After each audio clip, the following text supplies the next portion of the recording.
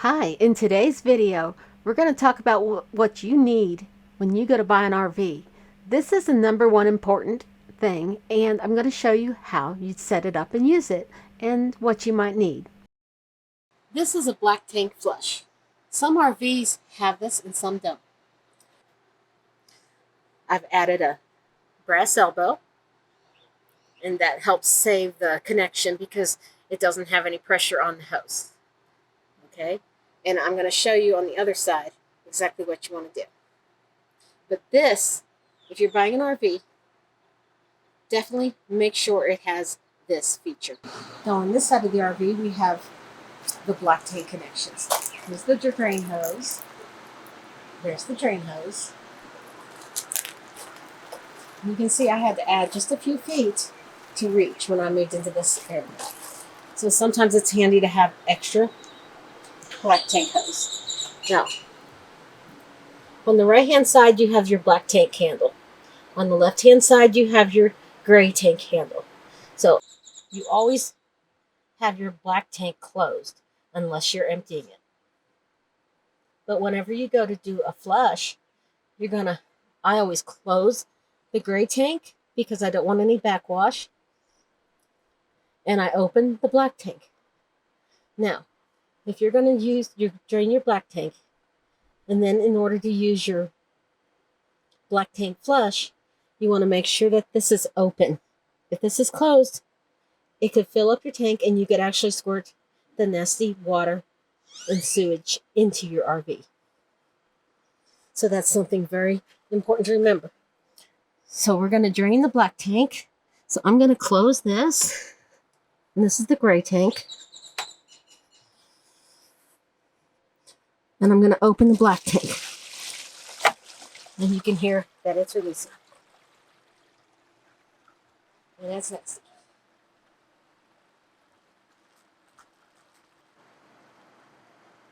Now, in order to use your tank flush, you're going to come over here to your water, or your water spigot.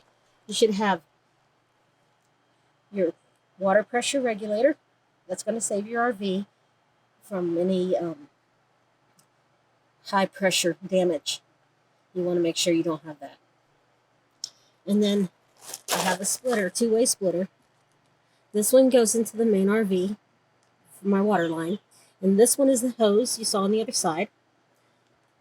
And so in order to flush my tank, all I have to do now is turn that on. So now you see, just draining your black tank isn't enough. You need to flush it because look at all the stuff that's still coming out. That is definitely not running clean. Now you can let this run for about 5 or 10 minutes is usually all it takes. And it'll just flush out your tank, and you should turn it off whenever it starts running clear. Now you can see I still have the black tank side open, which you want to make sure it's open when you flush. You can see the water is running a lot clearer than it was before, so we're almost done.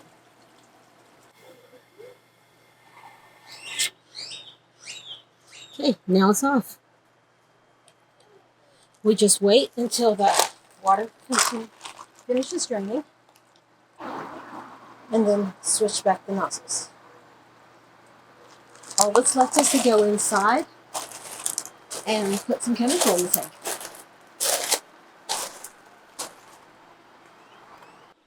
Okay, I'm done flushing. Close this. Now you always want to make sure, you can't just leave it open. You want to make sure it's closed.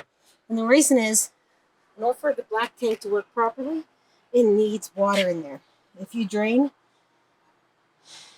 leave your drain open, your water may flush out, but you're going to end up with poop. What they call a poop pyramid. It's just going to sit there because it needs that water to help it drain. It also needs the chemical to dissolve it, so it liquefies it. It's all nasty, and you don't want that to happen. So make sure you close your black tank and only open it whenever you're flushing it. If you've watched this far, make sure to subscribe so you can see what I'm up to next. And leave your comments below.